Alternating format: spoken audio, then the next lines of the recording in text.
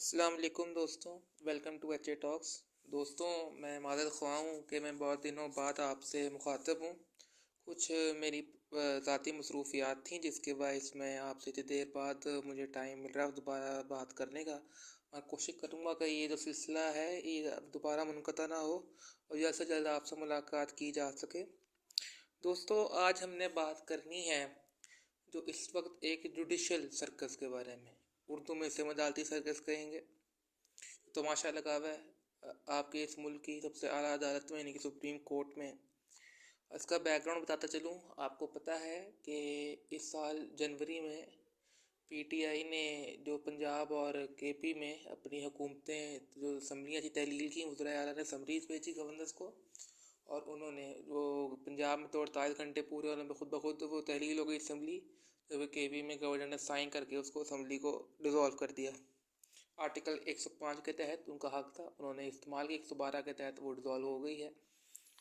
अब आगे 90 दिन में आइन में होता था कि इलेक्शन होने हैं 90 दिनों के अंदर। आइनी एक मुकर्रर हद है आर्टिकल 105 के तहत, आर्टिकल 105(3). उसके बाद मगर जब निगरान हुकूमतें बनी तो केपी में तो मुशावरत से ही बन गई थी, दोनों जो थे वज़ीर आला और लीडर ऑफ द अपोजिशन थे। अब पंजाब में इतफाक़ ना हो सका तो फिर आखिरकार पूरे आर्टिकल 224 के जो थे रिक्वायरमेंट्स उसके तहत चलते हुए एंड पे इलेक्शन कमीशन ने मोहसिन नकवी को मुकर्रर किया निगरान वज़ीर आला पंजाब। उन्होंने हल्फ लिया 22 को। केपी में भी शायद 22 को ही लिया था, 19 को ले लिया था उन्होंने।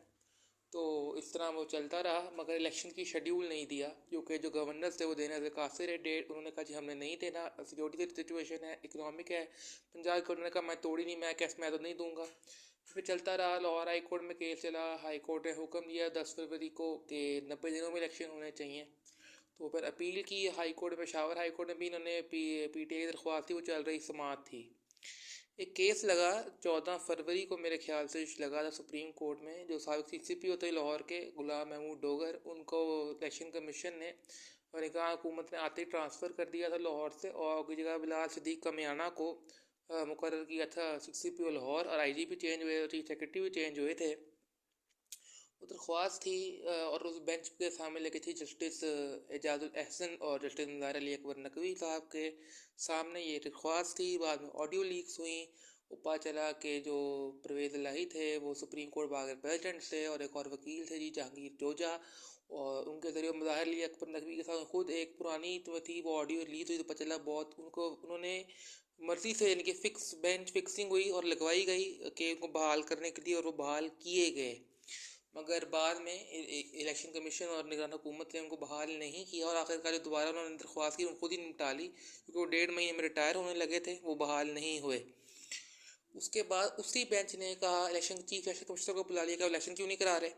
फिर उन्होंने सुप्रीम चीफ जस्टिस को भेजा कि आप सो मोटो लें। उन्होंने आर्टिकल 184(3) के साथ सो मोटो लिया। 9 रुकनी बेंच बना। उसके अंदर बाद में वो इवेंचुअली 2 पे हुकूमत ने एतराज़ किया, एजाजुल एहसन मुज़ाहिर अली अकबर नकवी पे। वो खुद ही उन्होंने माजत कर ली सुनने से ही पीछे 50-7। बाकी भी 2 को अलग कर दिया 27 फरवरी को।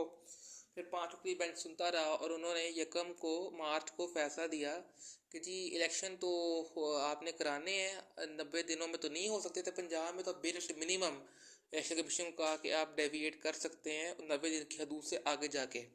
उसके ऊपर सदर ने 30 अप्रैल को, जो पहले 9 अप्रैल की खुद डेट दे दी थी, उस पर भी पड्डा पड़ा हुआ था कि सदर दे सकते हैं नई इलेक्शन एक्ट 2017 के तहत। मगर वो फिर से उनको हक माना गया सुप्रीम कोर्ट के उस फैसले में। तो उन्होंने मुशावरत से 30 अप्रैल की डेट दे दी पंजाब में इलेक्शन के लिए।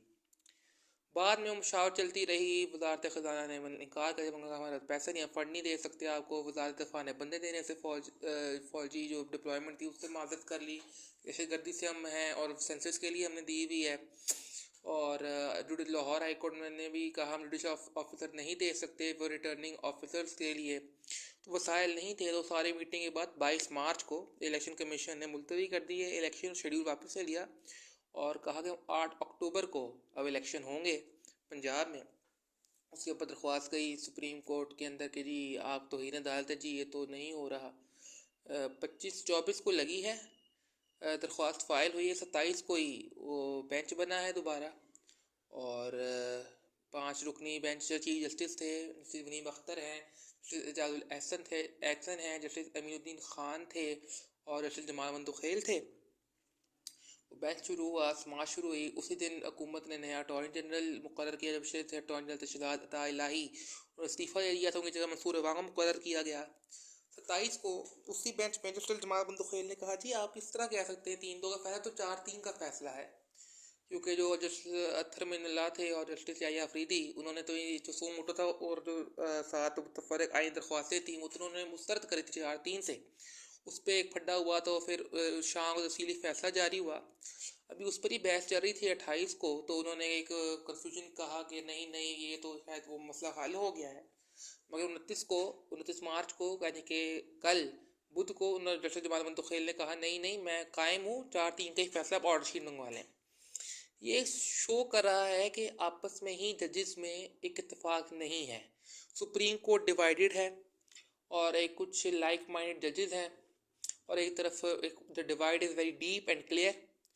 तो उसके ऊपर अब हम देख रहे हैं और आपको रोज़ आर्टिकल चलते नज़र आएंगे, रोज़ एक सर्कल चल रहा है कि पता नहीं क्या होगा क्या होगा क्या नहीं होगा। इसी बुनियाद पे कल रात एक और एक्सप्लोजिव स्टोरी आई, एक न्यूज़ आई कि जो जस्टिस काजी फायद ईसा हैं, जो सीनियर मोस्ट जज है, जिन्होंने 17 सितंबर को चीफ जस्टिस की रिटायरमेंट के बाद चीफ जस्टिस पाकिस्तान बनना है, उनकी सरबराही में जस्टिस अमीनुद्दीन खान जो इस बेंच में भी थे, एक्शन का जो अल्तवा है पंजाब और केपी में, उन्होंने एक फैसला दिया कि उन्होंने 184(3) के तहत कहा कि चीफ जस्टिस जब तक रूल्स में तरमीम नहीं करें, सुप्रीम कोर्ट रूल्स में आर्टिकल 191 के तहत, तब तक वो कोई भी सो मोटो की जो कार्रवाई है उसको वो मुअत्तल रहेगी जब तक ये रूल्स में तरमीम नहीं होती। तो आज सुबह जैसे अमीनुद्दीन खान ने जो फैसला दिया था, उन्होंने कहा मेरे पर बाइंडिंग है, तो वो बेंच से उठ गए हैं और बेंच टूट गया। और सुना है कि कल 4 रुकनी बेंच ही उसकी समाअत करेगा। और कुछ लोग कह रहे हैं जस्टिस जमाल बंदुखेल भी कल शायद एक्सक्यूज़ कर लें, वो भी शायद उठ जाए और बेंच एक दफ़ा फिर टूट जाए। मगर ये डिवाइड बहुत डीप है, मुतालबा होता जा रहा है। अब आप देखते जाएंगे एक ही 3 जस्टिस एजाजुल एहसन और मुनीब अख्तर हर अहम आइनी मामले की तशरीह के में इन्होंने ये साथ होते हैं। आर्टिकल 63A भी 2 दफ़ा री राइट किया, मर्दी की वही पहले कहा कि वोट का हक जो है डिफेक्शन का, वो वोट नहीं काउंट नहीं होगा, डिसीट भी होंगे, और वो पार्लियामेंट और जो पार्टी हेड है उसकी हिदायत मानेंगे। फिर परवेज़ लाई वाले केस में जुलाई में उन्होंने कहा नहीं, पार्लियामानी पार्टी जो लीडर है वो करेगा, उसकी हिदायत मानी जाएंगी। तो इस तरह की जो कन्फ्यूजन उस फैसले से जो चल रही है, वो बहरान अब डीप होता जा रहा है। पहले सिर्फ सियासी बहरान था, साथ मुआशी था, अब एक अदालती बहरान भी हम देख रहे हैं। उसके असरात समझ में नहीं आ रहे क्या हो रहे हैं, मगर ये कोई अच्छी बात नहीं है। और बार बार फुल कोर्ट का जब मुतालबा होता है तो फुल कोर्ट को रिजेक्ट किया जाता है। आम आइनी मामला में सीनियर 2 जो जजेस हैं, जस्टिस काजी फायद ईसा और जस्टिस सरदार तारिक मसूद, उनको नहीं बिठाया जाता, और एक 3-2 या 5-4 की रेशो रखी जाती है कि जहाँ चीफ जस्टिस अक्सरियत में हों, लाइक माइंड जजेस के अंदर हों। और ये एक बहुत बड़ा सवाए निशान है इस सारे प्रोसेस के ऊपर, और ये अब दबाव बढ़ता जा रहा है। कोई कह रहा है कि चीफ जस्टिस को इस्तीफ़ा दे देना चाहिए, और ऊपर से लड़ाई भी अब पार्लियामेंट और वर्सेस सुप्रीम कोर्ट है। पार्लियामेंट ने एक एक्ट ऑफ पार्लियामेंट आज सेनेट से भी मंजूर हो गया, कल कौमी असम्बली में हुआ था परसों प्राइम मिनिस्टर की स्पीच के बाद बहस हुई बहुत, और करारदाद पर मंजूर हुई, और बहुत शदीद किस्म की ऑनस्लॉट हुई है सुप्रीम कोर्ट के जजेस के ऊपर, खासा चीफ जस्टिस के ऊपर, उनके कंडक्ट पे।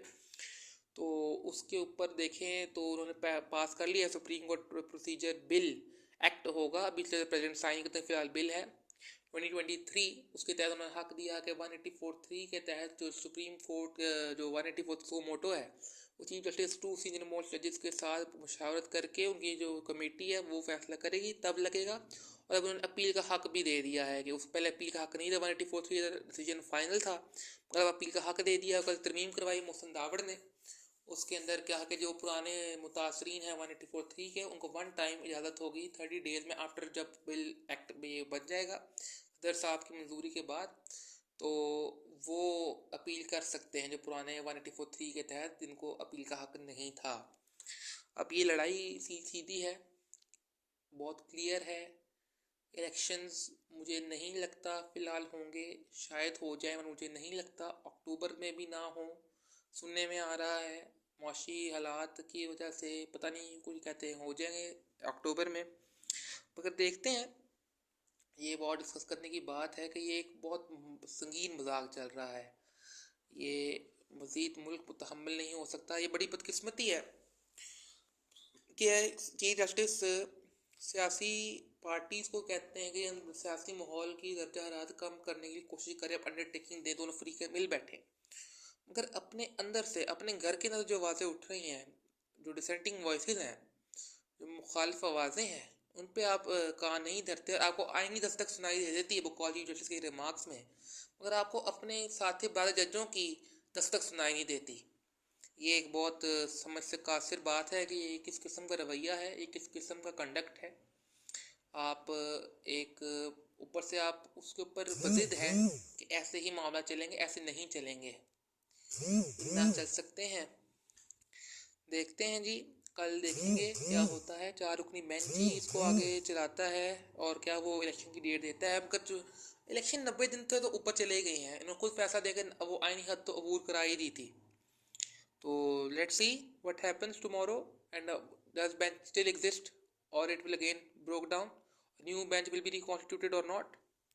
सो होप फॉर द बेस्ट जी। हम दुआ कर सकते हैं ये बहरान जल्दी से जल्दी ख़त्म हो जाए, क्योंकि इस बहरान ने पिछले इनकी वैसे ये बहरान भी इन्हीं का अपना पैदा करता है। अब आइन वो रीराइट कर रहे हैं, अब हक ही नहीं था, आपने कर दिया। वो एक अजीब सी खिचड़ी पक गई है, वो संभाला नहीं जा रहा। वो ऐसा रायता फैल गया है, वो संभाला नहीं जा रहा। और उससे मज़ीद सियासी बहरान तो पहले ही था, अब एक आइनी कानूनी बहरान भी जन्म ले रहा है जी। बहुत शुक्रिया आपका दोस्तों, इंशाल्लाह जल्द मुलाकात होगी आपसे। कल इंशाल्लाह जब अपडेट आती है सुप्रीम कोर्ट में कल क्या होता है, कल उस पर बात करेंगे जी। तब तक जी अल्लाह आप सब ख्याल रखें अपना।